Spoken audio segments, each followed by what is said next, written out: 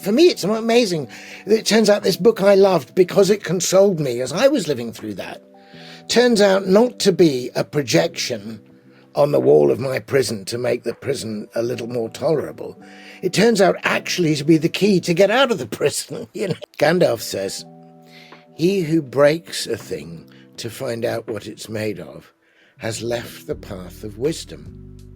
Now, if you wanted a single sentence that explains what's gone wrong with Western culture and the scientific revolution in the last 300 years, that is that sentence. We have been breaking things to find out what they're made of. Well, hey friends, welcome again to another conversation on the wonder of Tolkien. My name is Christopher, and I'm here with a very special guest, someone that has deeply encouraged me and stirred up wonder in my own heart. Malcom, thank you so much for taking time out of your busy schedule. I'm very pleased to do this. I enjoy following your Twitter account, The Wonder of Tolkien, and dipping into your things. So I'm happy to join you in this conversation. Yeah. I know it's going to be a treat for so many guests. If you don't know Malcom, he's a poet, priest, scholar, and by his own admission, rock and roller, which I love. And he lives in England in the original Shire.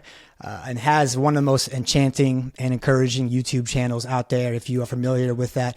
But if this is your first time watching and you're not familiar with Malcom, I would love for you, Malcom, just to give a quick sketch of who you are to people. Introduce yourself to our guests, and then we'll dive into some Thank you. questions.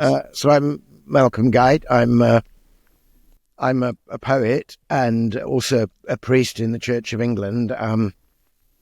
I'm an academic as well. I've written books, particularly on the kind of meeting place of literature and theology. But my work academically is certainly about defending the imagination as a truth-bearing faculty. My books, Faith, Hope and Poetry, Theology and the Poetic Imagination, and also Lifting the Veil, are about that.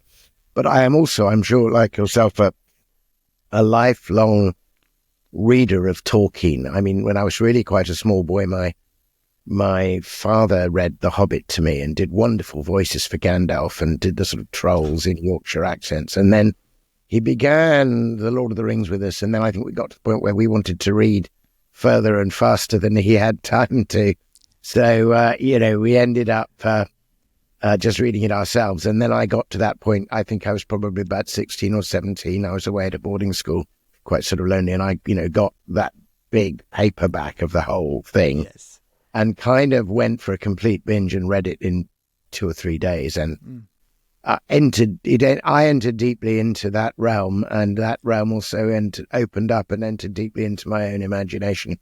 And I've been rereading the Legendarium really pretty consistently ever since then. So it goes very, very deep with me. And of course, I was delighted later on when I was studying literature to discover that two of my favorite authors, Tolkien and C.S. Lewis, knew each other. Wow. And I began to study their friendship and their influence on one another and so on. It's one couldn't begin to quantify the immense amount of good both those writers have done in the world, and the kind of hope and courage and fortitude and wisdom that's come to us through their writings. Yeah.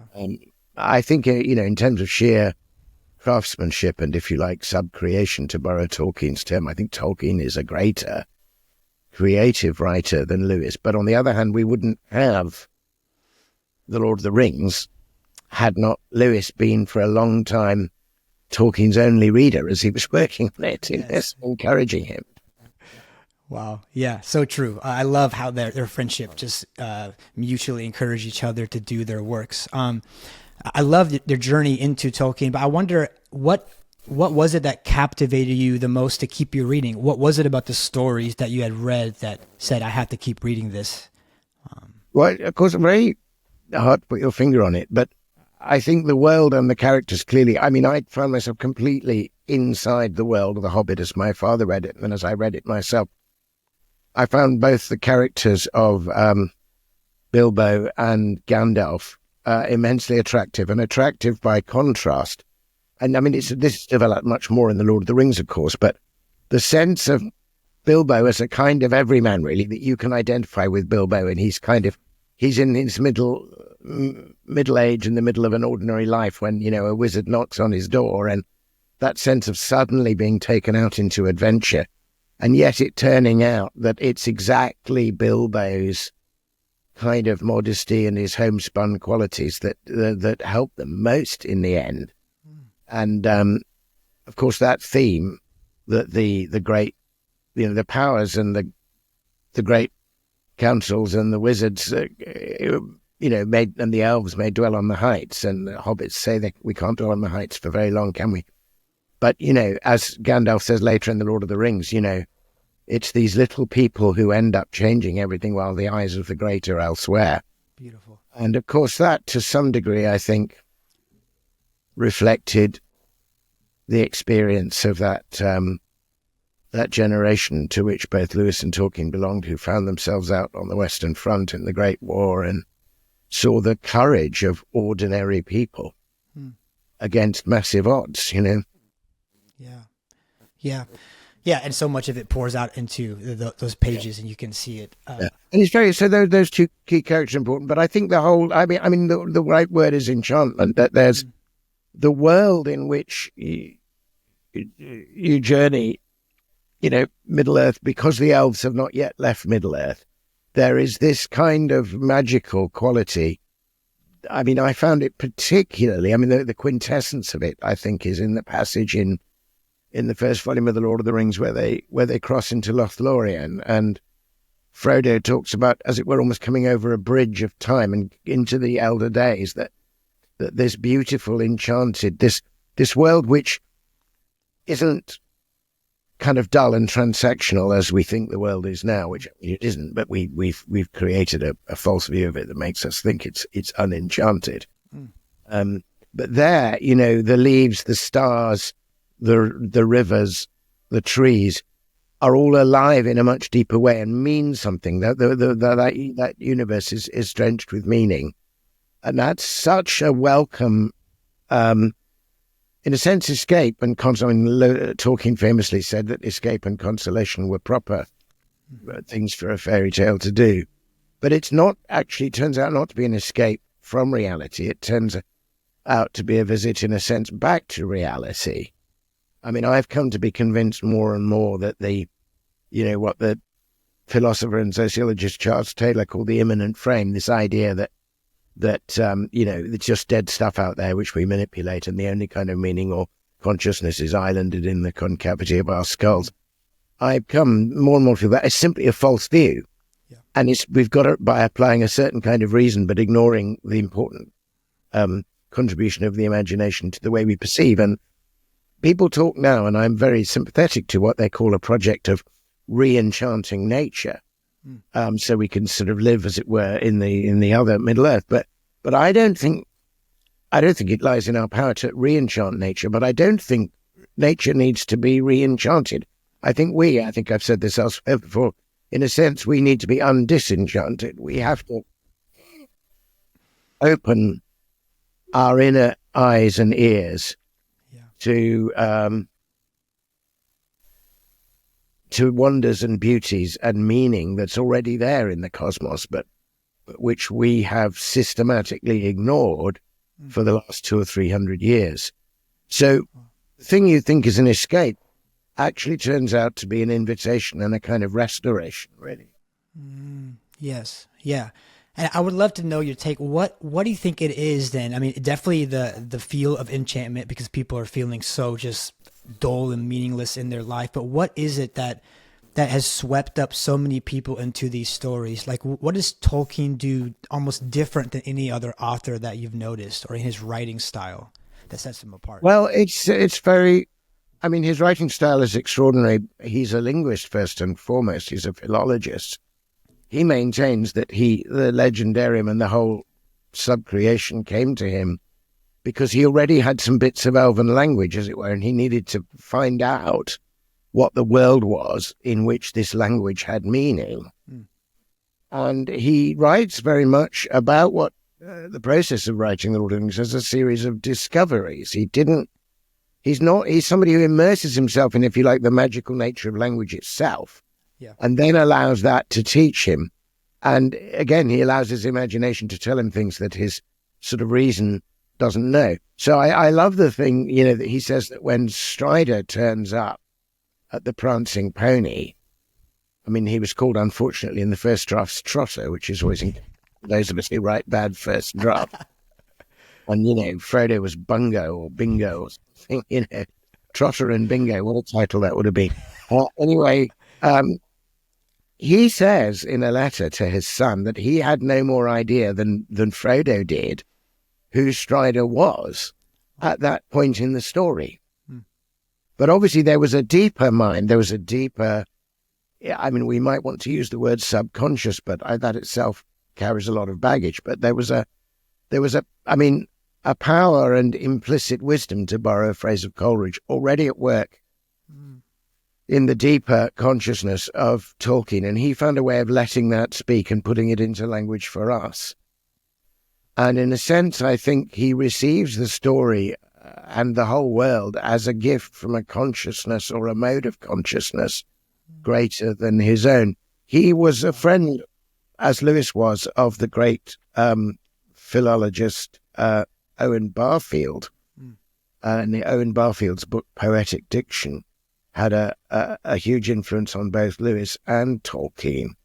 And Barfield had the view that just as an archaeologist, when they're trying to work out the things about an ancient civilization, they dig down through layers and they have shards and remains and artifacts and, old bronze daggers and things, and they can talk about the Bronze Age. But that only gives them an outer picture of an ancient world.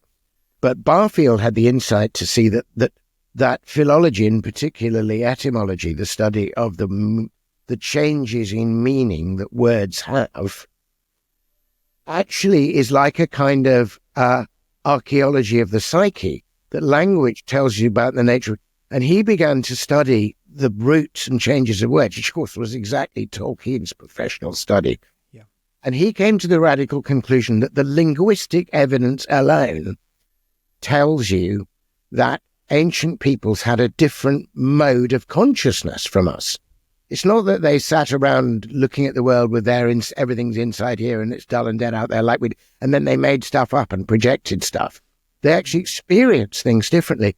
So the classic example of that, which Barfield gives in his book Poetic Diction, is about the Greek word pneuma, and also parallel the Hebrew word ruach.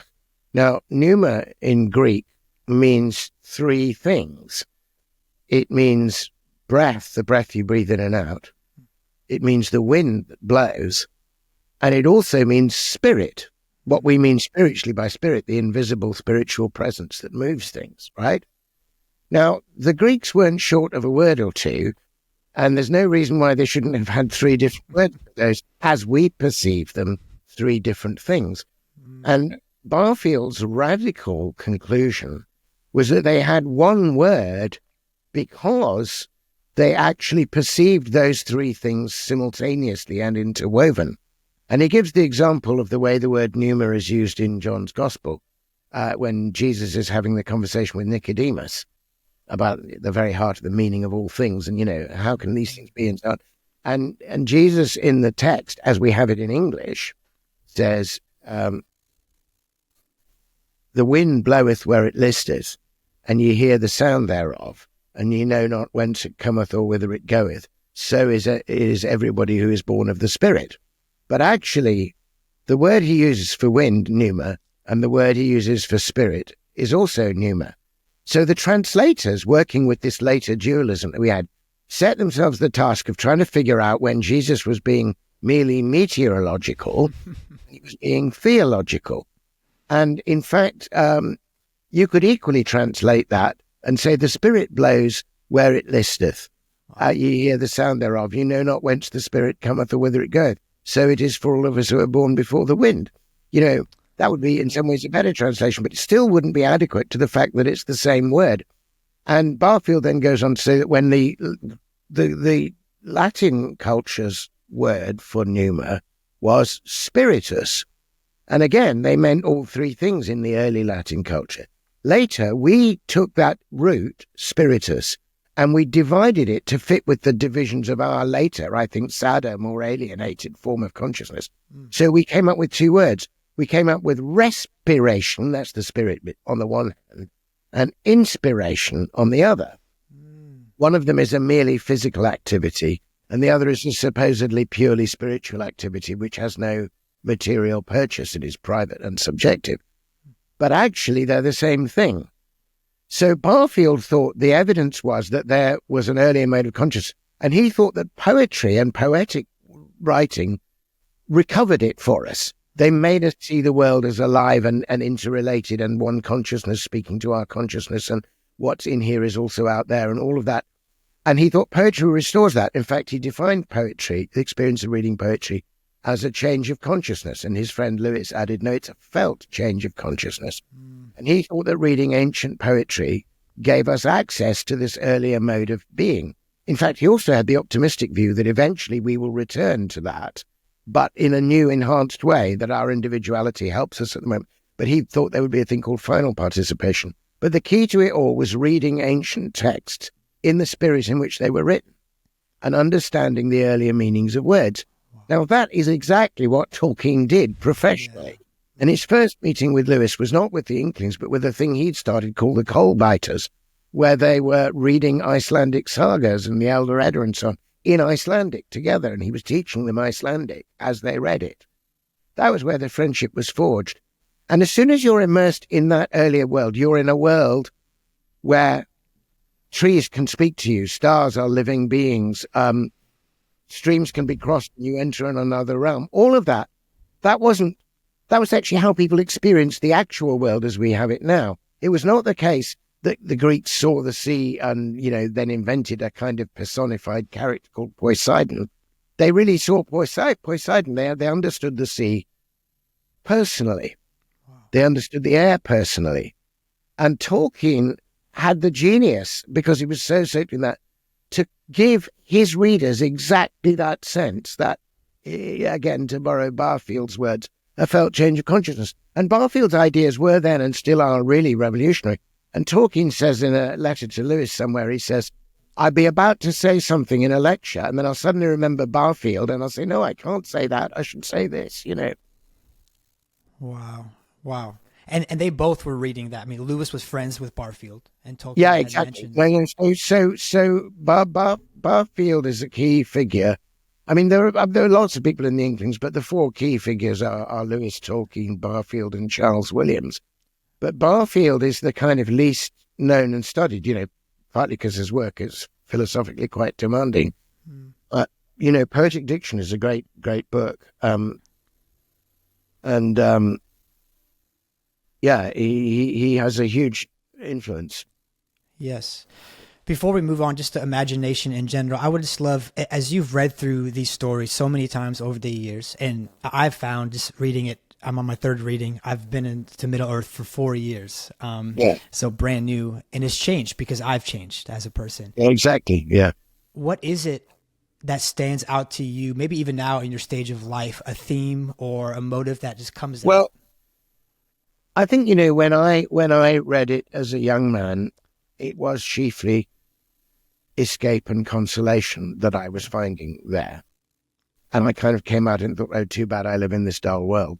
Now, I think about it rather differently. I think of it as also being prophetic writing. That is to say, I think it's restoring something which we can take from Middle Earth into the world we live in now. And I think it's literally prophetic in various ways. I mean, the kind of writing they were writing, they invented, Lewis and Tolkien, between them, a term for it, which they called mythopoeic. So mythos is story, poes to make. So you could say it's just, but they recognize that the great myths of mankind are potent with meaning. They have more meaning than any single reading can ever exhaust. And they continue to generate new meanings. So a person who writes at a mythic level is writing a text which has more meaning than they themselves know. This is something that George MacDonald also noted. So, an obvious example of it in The Lord of the Rings is that because of The Lord of the Rings was published in the 50s, everybody assumed that the great problem about what to do with the ring and the fact that we can't use it, but nevertheless we must have the enemy not use it, was assumed to be an allegory of the problem of nuclear power and the way the world is after the first atom bomb. And it is indeed a helpful way to think about those dilemmas. Yeah. But Tolkien and Lewis laughed heartily when they started reading these interpretations, because they knew both that the story had been written long before there was any possibility of a nuclear weapon. The basic plot was already there. So, but it was nevertheless adequate to it. So, I mean, Lewis put it perfectly in a review of The Lord of the Rings when it came out, in which he said, the story is not allegorical, but rather mythopoeic.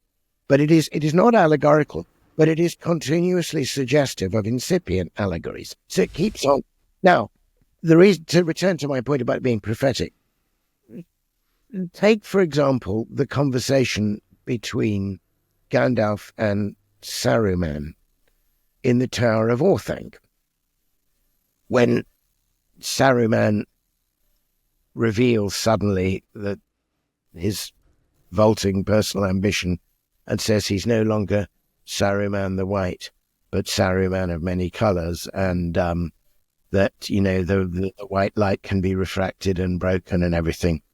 And Gandalf says, he who breaks a thing to find out what it's made of has left the path of wisdom.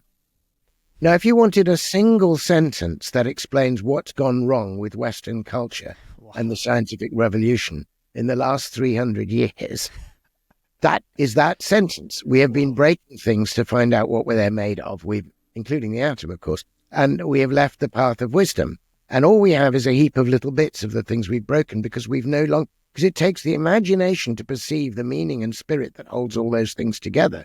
But we abandon that and we just cut things up. And that is further taken when Treebeard comments on Saruman that he has a mind of metal and wheels.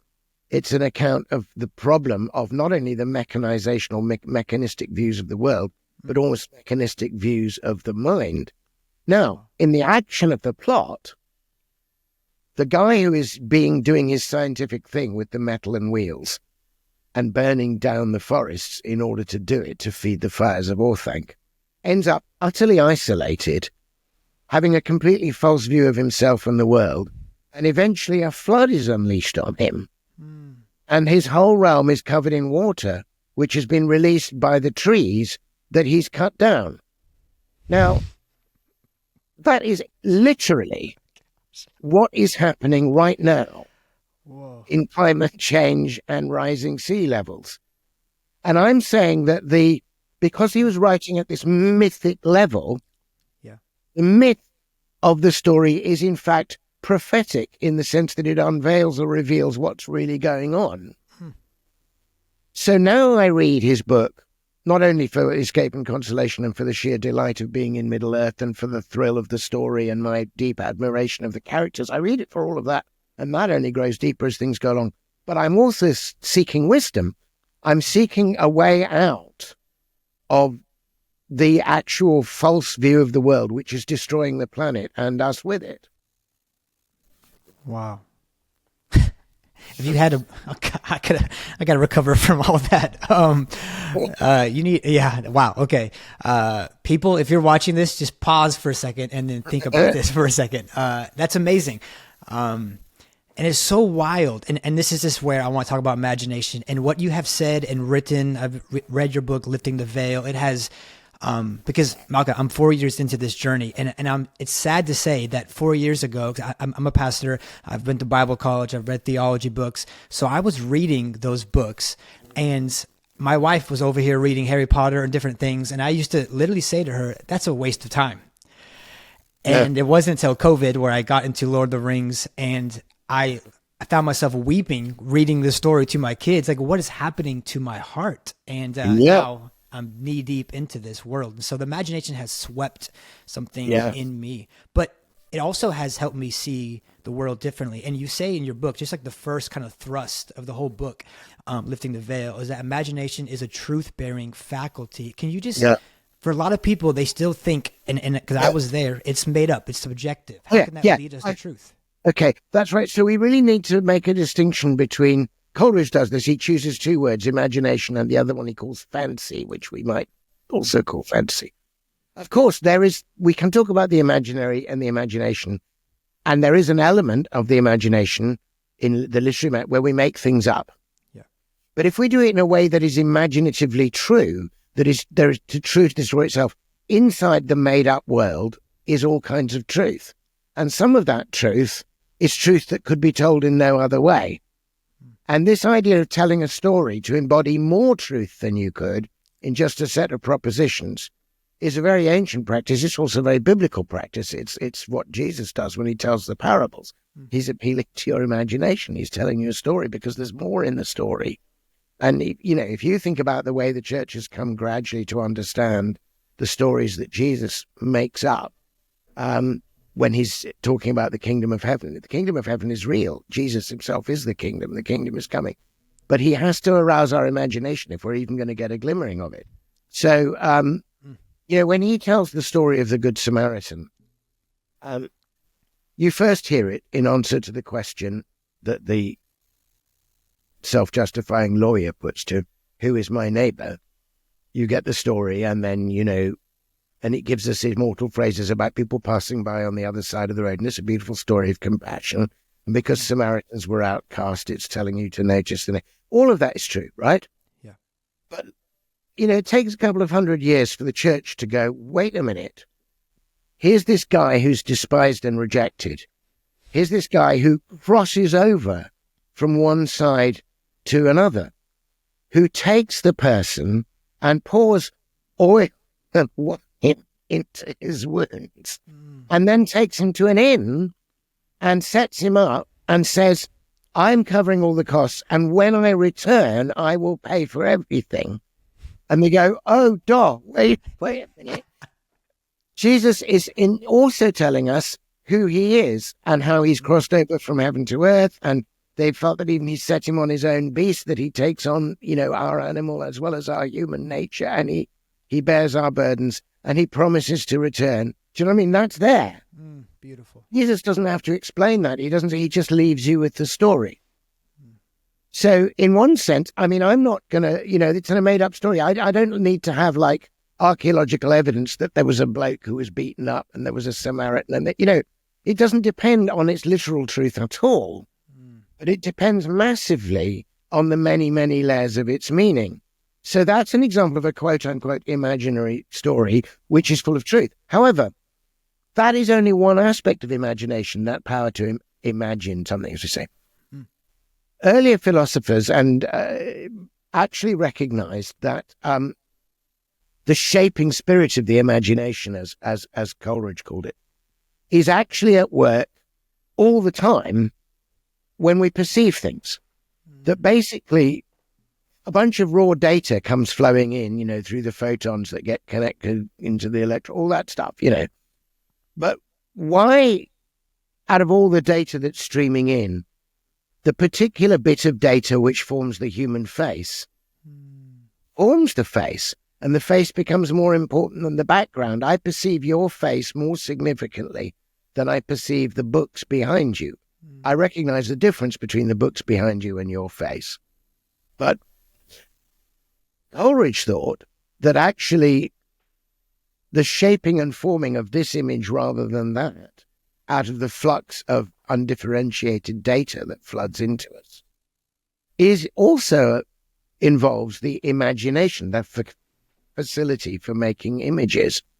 So the question then is, does that mean we're not really seeing the world as it is, or is there any, So this is a big problem in Enlightenment philosophy, and Immanuel Kant comes to a rather pessimistic conclusion that he distinguishes between the phenomena, which is the appearances that we see, and we only see them because our minds are shaped in a certain way, and because we have 5 senses and not 8 or whatever, and bees see things differently, all of that. He notices all of that. And then he says, well, there must be something that we're seeing, and he calls that the noumena, the thing. But he thought there's a gap. You can't, how can we know whether the shaping faculty in us is giving us truth or not, right? So this is where theology comes in. Coleridge was deeply versed in all of that. Enlightenment philosophy, but he said, there is something trustworthy about the way we shape the world, and particularly when we look at a tree or the stars or something and we have a sense of meaning in it. Why is that? And he goes back to the prologue to John's Gospel, and he sees that there is a logos, there is a word in which and in whom all things are made, or in the mind of God. And then he says that light is the light of men, but that light also shines in us, and that is the light that lightens everyone that comes into the world, says the same John's Gospel. And so he began to think that the power of perceiving things and shaping things beautifully, rather than just, having meaningless data, is God-given and God-reflective. So this is what he says about the imagination, Coleridge, the primary imagination. He says it's the living power and prime agent of all human perception. And then he says this, and it is a repetition in the finite mind of the eternal act of creation in the infinite I am. A bit mind-blowing, more than a bit, especially when he says eternal act of creation, because he knew his theology well enough.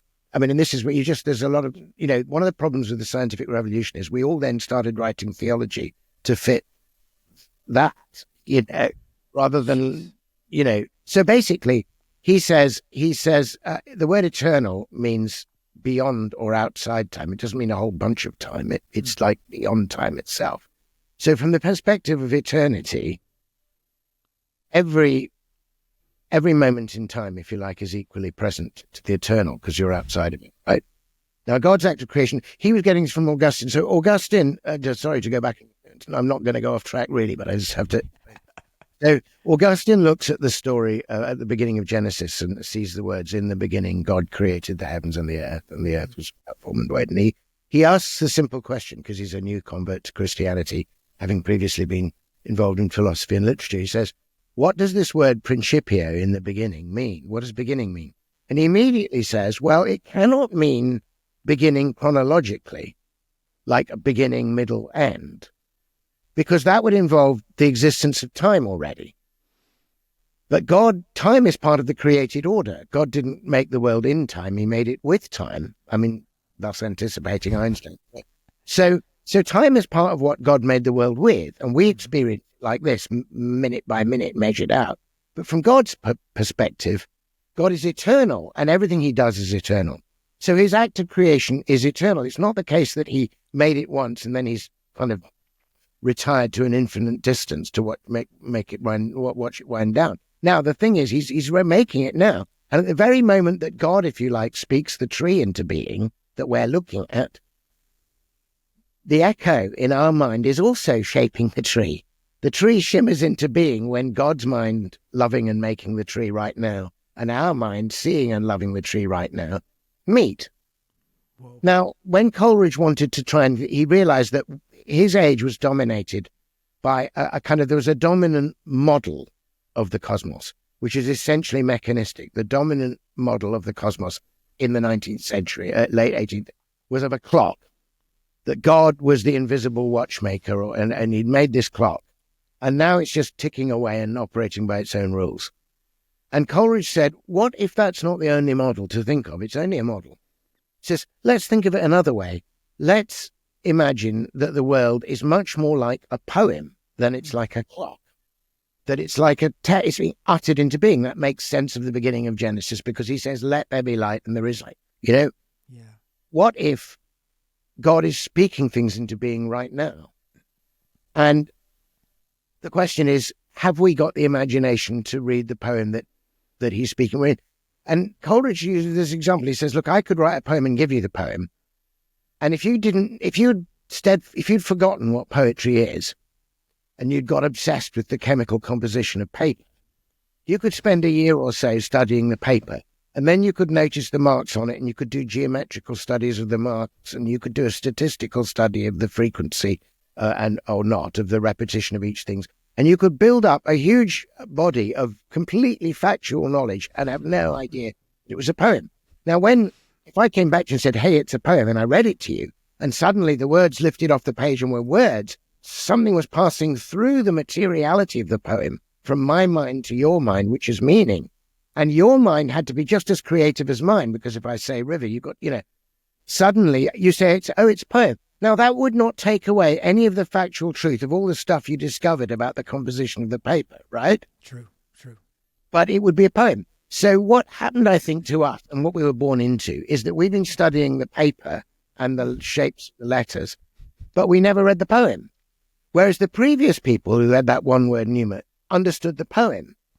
So what great writing does is restore the poetry of it to you. So Coleridge put this really beautifully in a poem called Frost at Midnight, when he's thinking about how his son wants his son to grow up. And he says, my child, shalt wander like a breeze by lakes and sandy shores, beneath the crags of ancient mountains and the mirror, and goes this. And he says, so shalt thou see and hear. But he doesn't say, so shalt thou see and hear certain geological phenomena. He says, so shalt thou see and hear the lovely shapes and sounds intelligible of that eternal language which thy God utters, who doth teach himself in all and all things in himself. Great universal teacher, he shall mold thy spirit, and by giving make it ask. So Beautiful. That's a completely different view of the cosmos. And this view of it, this question of what it is and how it works, is also argued out in an exchange between Tolkien and Lewis after the famous conversation on Addison's Walk, where Lewis Tolkien writes a poem called Mythopoeia, contrasting those two views and explaining, what his other view is. And that, that's hugely important. I'm thinking of reading that poem actually fairly soon on my thing. Anyway, just to round this off, sorry, going on too long, but No. You remember I told you Augustine had this problem with this word beginning. Yeah. In the beginning, God created the heavens and earth. So he established that it cannot mean the chronological beginning because the creation is eternal. But he doesn't let the word go. He says, how do I understand what this word beginning means? If it doesn't mean, it must obviously in Greek, arche, in Latin, principio. There are other words. It can mean like arche is like archetype, principio is like principle. What's going? So Augustine says that when he was a pagan professor of rhetoric, if he was trying to understand a difficult passage in Virgil and there was a word that didn't quite make sense there, he would go and look in the same poem and see the same text and see where Virgil used the same word somewhere else and see if that helped. So Augustine says, I'm reading my Bible and I've got this problem with how to understand the words in the beginning. God created the heavens and the earth. And he says, happily, I came across another book in the Bible. It's the beginning of John's Gospel.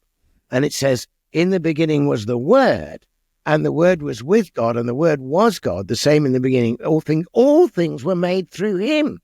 He said, and then later on in Revelation, he reads Christ saying, I am the Alpha and the Omega, the beginning and the end. So he goes back to Genesis and he goes, oh, now I get it.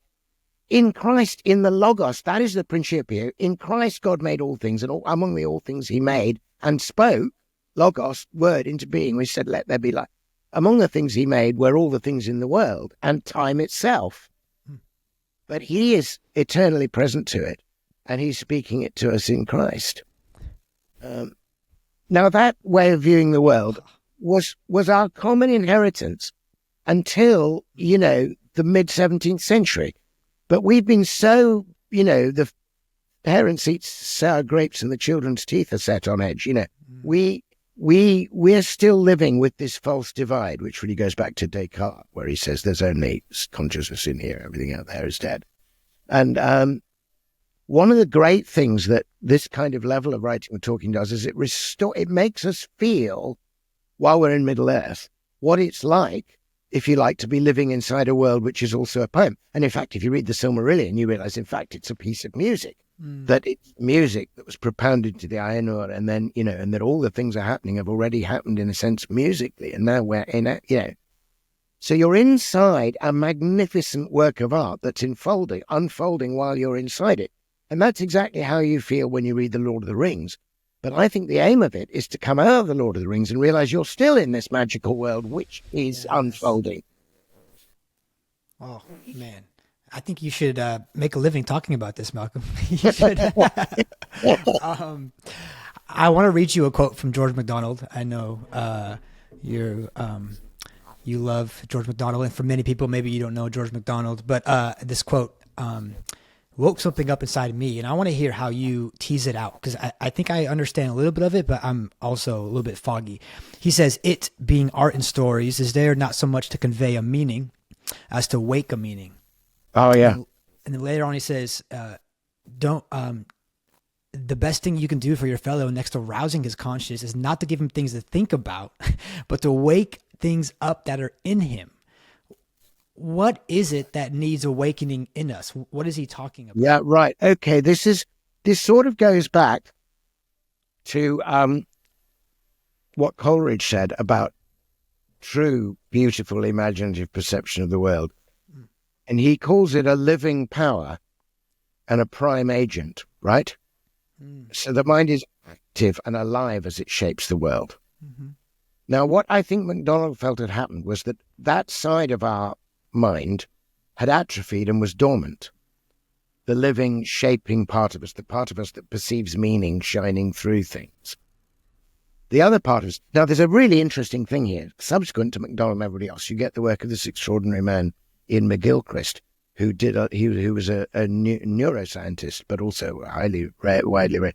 He wrote a famous book some years ago called The Master and His Emissary, which was about right brain, left brain, and about how the left brain is really good at calculating stuff and tabulating stuff and the minutiae, but it doesn't see the big patterns. But the left brain, which is the imaginative part of us, does see the big. And he felt, the left brain does all the tabulating, and the right brain is the bit that sees things imaginatively. And he felt that we were living in a left brain dominated culture, as a result of which we had a slightly skewed view of the world, and we needed to wake up. So I think kind of MacDonald knew that instinct. McGilchrist has now really developed this into a really big book, which has just come out in the last year or two, called The Matter with Things, which is playing on the different senses of the word matter. And it's about stop perceiving matter as just dead stuff, you know. Oh, wow. Yeah.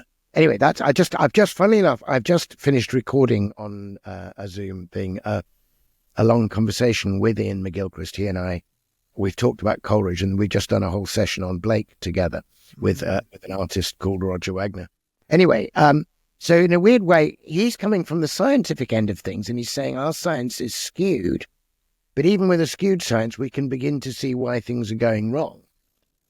But our science is now telling us to wake up our imagination. He goes on to say, of course, that all the great scientific breakthroughs are leaps of imagination. You model the world differently, you know. Everybody thinks the Earth is at the center until somebody imagines the possibility that it might be the sun, and they say, stay with it. Then they do them. They have to imagine it first. Wow. Hey, anyway, I think one of the things that MacDonald means by waking something up in us is that what he's hoping his stories will do is not convey under some allegorical code a bunch of information to you, but rather that it will awaken in you your own mythopoeic and creative powers, and that you will receive his myth in such a creative way that it becomes alive and generates new insights in you. And in both his essay on the imagination, he goes out of his way to say that his readers may get more and better and truer things from one of his story than he himself knew. And in fact, if he's doing his job right, they will. Beautiful. Something awoke in him and made him make and shape the thing. But the point of it is to awake a shaping spirit in you, so that your imagination is alive and awake. Wow. Beautiful. And I felt that. I think so many people have felt that, and maybe not put a finger on it, but have felt something inside of them stir up. I mean, it's what Lewis talks about when he says lifting the veil of familiarity too. Something becomes alive. Lewis, yeah, exactly. Yeah. Which is so beautiful. Just because we live in, I mean, many people live in the West, and it is it's postmodern secular framework that we live in. And I think people are waking up a lot more. There's a lot more people. That might be one of the, I mean, when I first heard the phrase postmodern, I rejoiced. I thought, oh, thank God modernism is over. It's been a disaster. We can get back to a more medieval mythopoeic way of seeing things. Hooray. But then when I started reading the texts of the people who use the word postmodern, I thought, well, this isn't postmodern at all. It's hypermodern. I mean, it's just ridiculously dissolving everything, and breaking things, and it's a hermeneutic of suspicion. It's not interested in finding a meaning. It's interested in unmasking some bad thing that's behind an apparently good presentation, Yes. It presumes that if you lift the veil, things will be worse. Wow. Whereas actually, if you really lifted the veil, you'd see the radiant splendor of everything.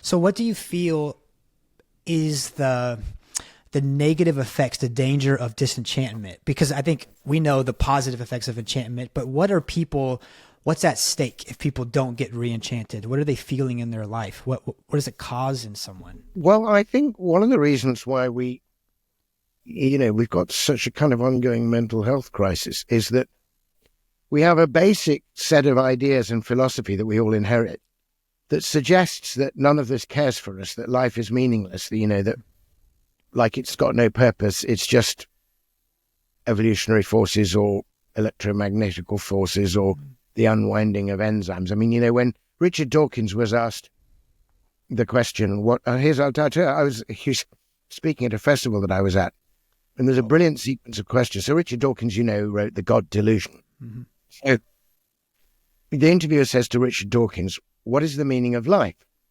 And Dawkins immediately replies without hesitation, the replication of DNA. And then the interviewer has a follow-up question, which might not seem to be a sequitur, but it was a brilliant follow-up question. So Dawkins has just said the meaning of life is the replication of DNA. So the interviewer says, have you ever considered what music you'd like to have at your funeral? And he immediately answers, Bach's B minor mass. And the kind of interviewer kind of looks at us as like, go figure, But even the guy who thinks that there's no meaning except the replication of DNA, RNA, and the self-replication of selfish genes, actually needs this glorious polyphonic music, this complete work of art. He's finding some meaning there. And that's nothing to do with the replication of DNA at all. It's got no, Bach's music has no survival value. I mean, it scarcely had survival value for Bach himself. He had to work incredibly hard and was quite poor, but it's got total value in the sense that it makes life worth living. It gives you a glimpse of the glory of existence, and in perhaps beyond existence, a glimpse of the glory of God. That's certainly what Bach is trying to do. So what Dawkins did in that interview is it's a kind of, I hate doing, cod or pop psychology, but I think there's a kind of schizophrenia there. There's a kind of, I have to accept this view of reality that's totally meaningless, but I can't actually live without meaning. So in our version, I have to make up meaning. Like in the earlier world, meaning was constantly breathed into you by God. Everything was full of meaning. And you were full of meaning, not because you had to make it up, because God is speaking your meaning into the world right now. But if you say meaning is not out there at all, but only in here, and if you also have a totally privatized, individualized version of meaning, then if you want to have any, this is, existentialism essentially. If you can have any meaning, you have to make it all up for yourself. So your generation, has been given this intolerable burden of creating their own meaning every day. And then you think, oh, that one was crap. I was in my goth phase. Now I'll be in this, or I'll be this. Do you know what I mean? And you're constantly under hyper anxiety. A, you have to make up the meaning. And B, you have to simultaneously believe that the meaning is meaningless in the end, because there's no meaning out there. That's what being disenchanted means. C.S. Lewis described it in the 1920s. He says, looking back, he wrote it in the 1950s, looking back his life in the 20s when he was a secular philosophy don, he said, the two hemispheres of my mind were in the sharpest contrast. On the one hand, a many-islanded sea of poetry and myth. On the other, a glib and shallow rationalism. Nearly everything I loved, I believed to be imaginary. Nearly everything I believed to be true, I thought grim and meaningless. That's what, and I just think a lot of, I've been a chaplain for, decades in a great university, and I've therefore had something of the nurture and care of the best and brightest of the minds of your generation and the one before, and they have a lovely time. But I see the mental toll of this living in with this, as it turns out, I believe, completely false distinction between subjective and objective. Yes. Yeah. And, that, so we have to get out of that, because we're not, if we're even partly right to say that the cosmos is like a poem, we're in it, and the poet is speaking us into being and helping us within ourselves to read. If that's how we actually are, but we're constantly blocking those signals because our culture has told us that they're unreal. And instead we're having to justify ourselves in kind of endless cycle of consumerism, because the only point at which you're validated is when, you make the purchase. And then you're suddenly, that's no good anymore, as Neil Young put it in a beautiful song, now you're home alone with a piece of crap, so you go out and buy the next thing. But you can't go on like that. I mean, it's not only bad for us, it's bad for the planet. So this great recovery, for me, it's amazing. It turns out this book I loved because it consoled me as I was living through that. Turns out not to be a projection on the wall of my prison to make the prison a little more tolerable. It turns out actually to be the key to get out of the prison, Wow. Yes. And you're so right. So many people have the longing for something more. They have this, they're almost like haunted by transcendence. They know it's there. Exactly. That's a good phrase. It's very well put. Yeah, haunted by transcendence. And they're looking for it. I don't know if it was Chesterton that said that the man who goes to the brothel is looking for God. He just doesn't know it. Yeah, no, I don't know if he did, but he certainly thinks it's something he could have said, yeah. Well, I mean, Aquinas said the same thing much earlier. He said there's no natural appetite without its divine purpose. Speak of God as the summum bonum, the sum of all good, But the point is that we're looking in the wrong way. We're looking for the right thing, but we're looking in the wrong way in the wrong places, because our whole perspective has been skewed by a false ideology. Yeah. And basically, we need to come out from under that. And these, apparently irrelevant guys sitting in a pub in Oxford telling each other stories, completely dismissed by the high-end literary establishment, which was all full of Virginia Woolf and James Joyce and everybody like that. They're great writers, but these guys actually are writing the stuff that's more relevant to us now in the 21st century than any of the supposedly cutting-edge modern literature of their contemporaries. That is quite amazing, because I don't think, as I read through the letters of Tolkien, I don't know if he knew what he was doing in that aspect. I mean, I don't, certainly he wasn't trying to make this a timeless he was evergreen. being true to the thing he knew to be true in the best way that he could. Yeah. And the result was dynamic beyond anything he could possibly have imagined.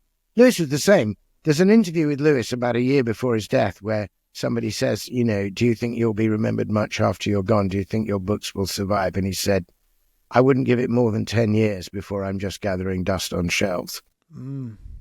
So, he had no idea. Only if they could see. Well, they can't see. Just maybe one or two more questions. I'm so deeply stirred and encouraged.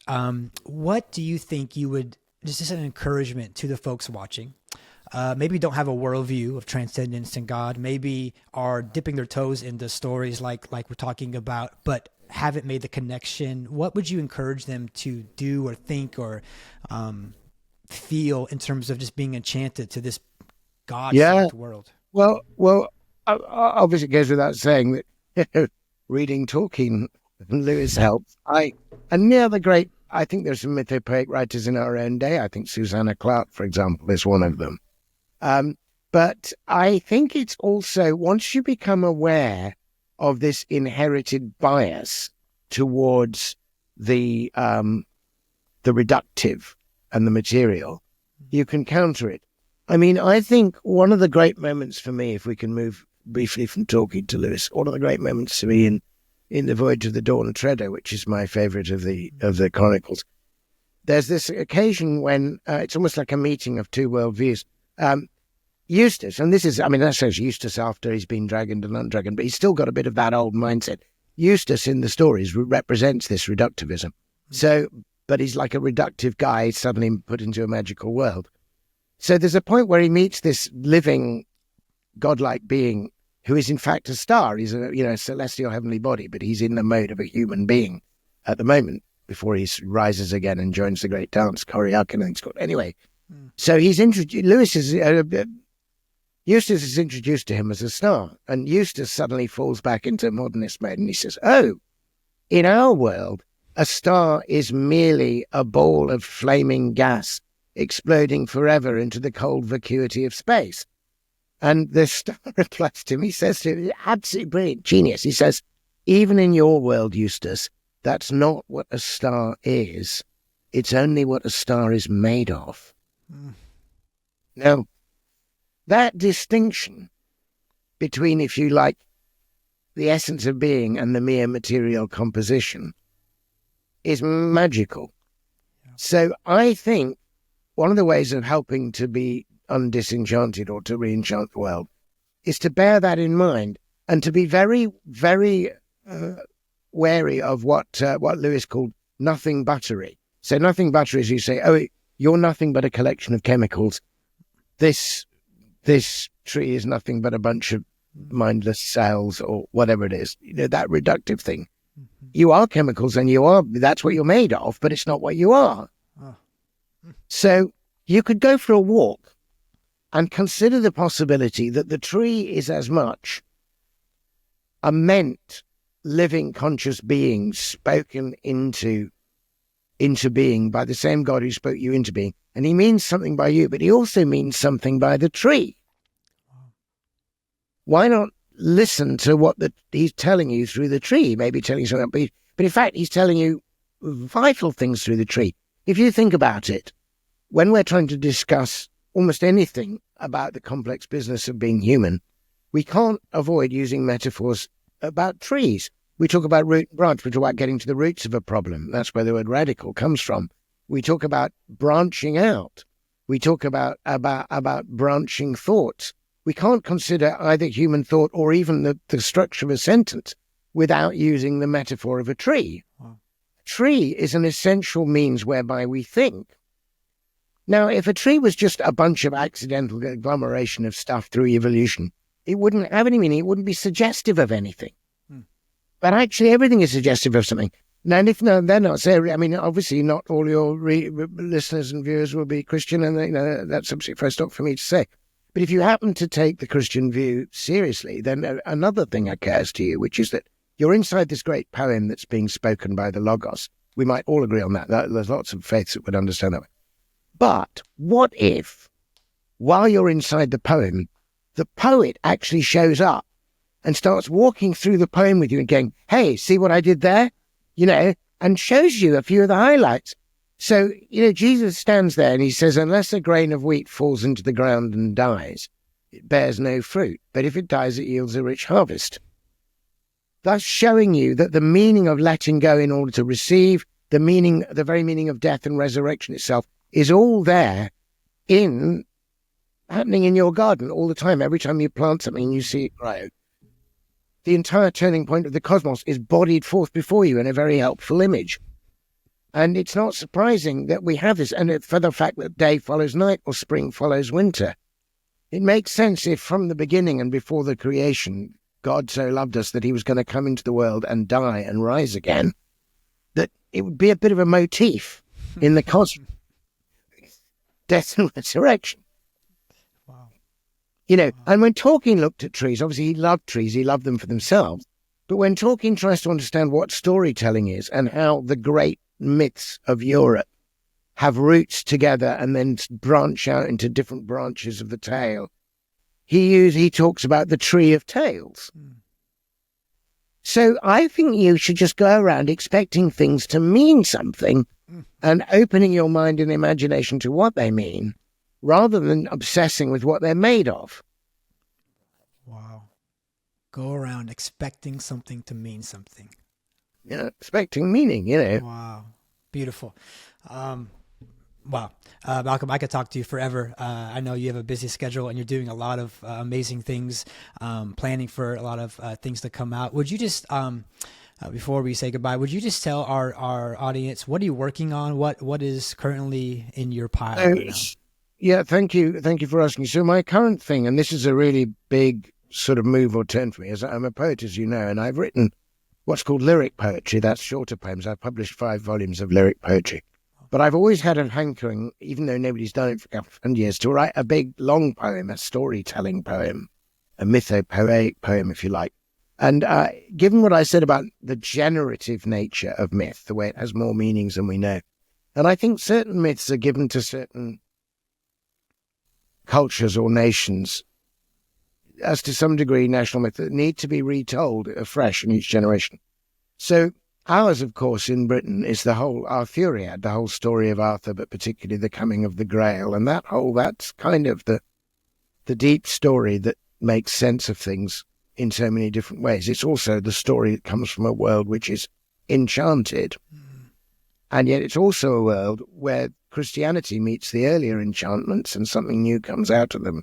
So on the one hand, you've got, Arthur pulls the sword out of the stone at Christmas, and, the knights swear their oath at Pentecost. And, there's all of that.